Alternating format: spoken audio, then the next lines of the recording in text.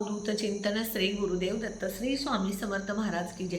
स्वामी दत्त सेवा या चॅनलवर तुम्हा सर्वांचे खूप खूप स्वागत। तुम्हा सर्वांचं आरोग्य उत्तमाचं राहू दे, राहिलेलं आयुष्य आरोग्य जाऊ दे, तुम्हा सगळ्यांना दीर्घायुष्य मिळू दे अशी मी स्वामी चरणी प्रार्थना करते आणि माझ्या व्हिडिओला सुरुवात करते। मी आता जो उपाय सांगणार आहे तो उपाय करत असताना तुम्ही जर सेवा केल्या तर तुमच्या घरातील गरिबी, इडापिडा, मुलांचे साडेसाती जे आहे, आर्थिक अडचणी त्या सगळ्या दूर होऊन तुमच्या घरामध्ये सुख, समृद्धी, ऐश्वर आणि भरभराट येईल। पौष पौर्णिमा उद्या आहे, वर्षाची पहिली पौर्णिमा आहे आणि ही शाकंभरी पौर्णिमा म्हणून ओळखली जाते। ह्या पौर्णिमेला कुलदेवीची आपल्याला सेवा करायची आहे, कुळाचार करायचा आहे, कुलदेवीची उपासना करायची आहे। त्यामुळे आपल्या घरामध्ये ज्या काय अडचणी आहेत त्या नक्की दूर होतील। हिंदू धर्मामध्ये ह्या पौर्णिमेला खूप महत्त्व आहे आणि ह्या प्रत्येक हिंदू धर्मामध्ये काही ना काही तिथी असतील, पौर्णिमा, अमावस्या, विशिष्ट दिवस ह्याला अतिशय महत्त्व असतं। त्याच पद्धतीनं ह्या पौर्णिमेला अतिशय महत्त्व आहे। या पौर्णिमेला पौष पौर्णिमेला जे आहे म्हणून ओळखली जाते आणि ही वर्षाची पहिली पौर्णिमा आहे। पौष पौर्णिमेला चंद्र 16 कलांनी परिपूर्ण असतो, म्हणून चंद्राची सुद्धा उद्या आपल्याला पूजा करायची आहे। त्यामुळे आपल्या घरातल्या काही दोष आणि अडचणी दूर होतात। तर बघा, ह्या पौर्णिमेला तुम्हाला व्रत केल्याने सर्व पापांचा तर नाश होतोच, सुख, समृद्धी, ऐश्वर, शांती येते। या दिवशी भगवान विष्णूंची आणि माता लक्ष्मीची सुद्धा पूजा केली जाते। ह्यामुळे काय होईल, तुमच्या घरातल्या ज्या काय आर्थिक अडचणी आहेत त्या दूर होतील। म्हणून भगवान विष्णू आणि माता लक्ष्मीची तुमच्याकडे मूर्ती असेल तर त्या मूर्तीला पंचामृतने अभिषेक घालायचा। ओम नमो भगवते वासुदेवाय 108 वेळा म्हणत। फोटो असेल तर स्वच्छ पुसायचं, त्याला हिनाचं अत्तर लावायचं, माता लक्ष्मीला गुलाबाचं अत्तर लावायचं, त्याला पूजा करायची आणि पिवळं फूल, पिवळी मिठाईचा नैवेद्य दाखवायचा। त्यानंतर बघा, ही पौर्णिमा जी आहे त्या आज सायंकाळी 5:53 लागलेली आहे आणि उद्या 3 तारखेला 3:33 दुपारी संपलेली आहे। त्यामुळे उदय तिथीची पौर्णिमा आपण धरणार आहे। त्यामुळे उद्याच्या पौर्णिमेला आपल्याला सत्यनारायण पूजा करायची आहे, उपवास उद्याचाच धरायचा आहे। पौष पौर्णिमेला काही वस्तूचं दान केलं जातं। जे दान आहे ते दान सतपात्रे असावं, म्हणजे गरजू लोकांना। ह्या दिवशी पांढऱ्या वस्तूचं दान करायचं आहे। तांदूळ, साखर, पांढरी वस्त्र, दूध ह्याचं दान केल्यामुळे तुम्हाला कशाचीच कमी पडणार नाही। स्नान क्षेत्री जाऊन जर तुम्हाला स्नान करता आलं तर स्नान करा, त्यामुळे तुमच्या शरीरातली नकारात्मकता दूर होऊन तुम्हाला त्याचं पुण्य मिळेल। त्यानंतर बघा, पौर्णिमेला माता लक्ष्मीला समर्पित असते, त्यामुळं माता लक्ष्मीची सुद्धा उद्या जास्तीत जास्त सेवा करायची आहे। माता लक्ष्मीची मूर्ती असेल तर तिला पंचामृत घाला, अभिषेक घाला, त्यानंतर श्री सूक्तचं पठण करा, महालक्ष्मी अष्टकमचं पठण करा, कुंकुमार्जन करा। त्यानंतर बघा, जर माता लक्ष्मीची या दिवशी सेवा तुम्ही जर केली तर धनधान्य पैसा वर्षभर कधीच कमी पडणार नाही। त्यामुळे उद्या जास्तीत जास्त माता लक्ष्मीची सुद्धा तुम्हाला पूजा करायची आहे। त्यानंतर बघा, महत्त्वाचं, उद्या तुळशीला एक अशी वस्तू अर्पण करायची की त्यामुळं तुमच्या घरातली इडापिडा दूर होईल, आर्थिक अडचणी दूर होईल।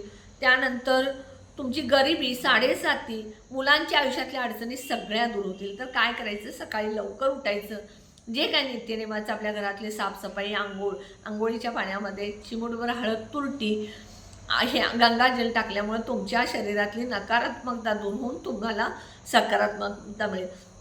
त्यानंतर तुम्ही सकाळी पहिल्यांदा सूर्याला जल अर्पण करा। सूर्याला जल अर्पण करत असताना सगळ्यात पहिल्यांदा तुम्ही त्यामध्ये लाल चंदन, लाल फूल, हळद, कुंकू, अखंड तांदूळ टाकायचे आणि ओम गृहिणी सूर्याय नमः मंत्र 11 वेळा म्हणत तुम्ही सूर्याला जल अर्पण करायचं। त्यानंतर तुळशीला जल अर्पण करत असताना, तुळशीची पूजा करत असताना सकाळी पहिल्यांदा तुळशीला तांब्यावर पाणी घेणे, त्यामध्ये चिमूटभर हळद, कच्चं दूध घालून ते जल अर्पण करायचे। तुळशीला हळदी कुंकू, अखंड तांदूळ अर्पण करायचं, शुद्ध गाईचा तुपाचा दिवा लावायचा, 11 प्रदक्षिणा तुळशीला घालायच्या आणि त्यानंतर तुळशीला तुम्ही एक वस्तू अर्पण करायची। कोणती वस्तू, सकाळी, दुपारी, संध्याकाळी कधीही तुम्ही करू शकता, पण ही वस्तू अर्पण केल्यामुळं तुमच्या मुलांच्या आयुष्यातल्या घरातले दोष असतील ते सगळे दूर होतील।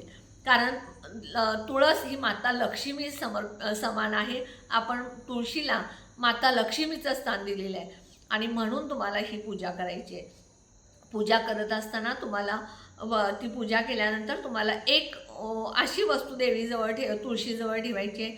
सगळ्यात पहिल्यांदा आज रात्री किंवा उद्या सकाळी उठल्या चण्याची डाळ भिजत घालायची आणि त्यानंतर एक चपातीची कणिक मळायची, त्यामध्ये चिमूटभर हळद टाकायची, त्या कणकेची चपाती लाटायची आणि त्या चपातीवरती एक गुळाचा खडा चण्याची डाळ ठेवायची आणि ही चपाती तुळशीजवळ ठेवायची. तुळशीजवळ बसून तुम्हाला शक्य असेल तर एक वेळ श्री सूक्त, एक वेळ महालक्ष्मी अष्टकम आणि 108 वेळा ओम नमो भगवते वासुदेवाचं मंत्र म्हणायचं. कारण माता लक्ष्मी आहे आणि तिथं ही विष्णुप्रिय लक्ष्मी तुळस आहे. तुळस ही विष्णूंना फार प्रिय आहे, त्यामुळं विष्णूंचा मंत्र म्हणायचा आणि त्यानंतर 1 तासभर ही चपाती तशीच तिथे ठेवायची आणि त्यानंतर 1 तासानं ही चपाती जी आहे ती गाईला खायला घालायची. आता गाईला खायला घालायला जाताना, घेऊन जाताना तुमच्या आसपास गाय असेल तर 1 तांब्या पाणी घ्या, हळदी कुंकू घ्या, अगरबत्ती घ्या, गाईची सुद्धा पूजा करा आणि ही चपाती तुम्ही गाईला खाऊ घाला. त्यामुळं 33 कोटी देवांचा आशीर्वाद मिळेल. गाईची पूजा, गाईला जर खाऊ घातलं तर तुम्हाला भरभरून आशीर्वाद मिळेल.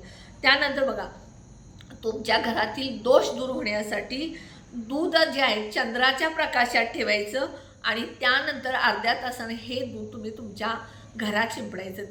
त्यामुळं तुमच्या घरातील आजारपण, दोष जे आहेत ते दूर होतील. त्यानंतर बघा, तुम्ही जे मुलं हट्टी चिडचिडपणा करत असतील, मुलांना नजरबाधा झाली असेल, आत्मविश्वास तुमचा, पतीचा, तुमच्या मुलांचा कमी झाला असेल तर अतिशय प्रभावी उपाय काय करायचं, एका चांदीच्या वाटीमध्ये किंवा स्टीलच्या वाटीमध्ये कच्चं दूध घ्यायचं, चंद्राच्या प्रकाशात रात्री अर्धा तास ठेवायचं आणि त्यानंतर ते तुम्ही मुलांना प्यायचं, तुम्ही प्यायचं, पतीला प्यायचं. वेगळं वेगळं प्रत्येक वाटीत ठेवला प्रत्येकाचं तरी चालेल. त्यामुळं सुद्धा तुम्हाला त्या दुधाचा फायदा होईल. अशा पद्धतीनं उद्या तुम्हाला तुळशीजवळ ही एक वस्तू ठेवायची. संध्याकाळी सुद्धा शुद्ध गाईच्या तुपाचा दिवा तुळशीजवळ लावायचा आहे. त्यामध्ये 1 लवंग आणि 1 वेलची टाकायला विसरू नका. उपाय नक्की करा. व्हिडिओ कसा वाटला कमेंट बॉक्समध्ये सांगा. व्हिडिओला जास्तीत जास्त शेअर करा, लाईक करा, ऑल बटनला क्लिक करा. त्यामुळे माझे छोटे छोटे उपाय सेवा तोडगे कळतील. आणि जे कोणी माझा व्हिडिओ नवीन बघत असेल त्यांनी प्लीज माझ्या व्हिडिओला सबस्क्राईब करायला विसरू नका. श्री स्वामी समर्थ.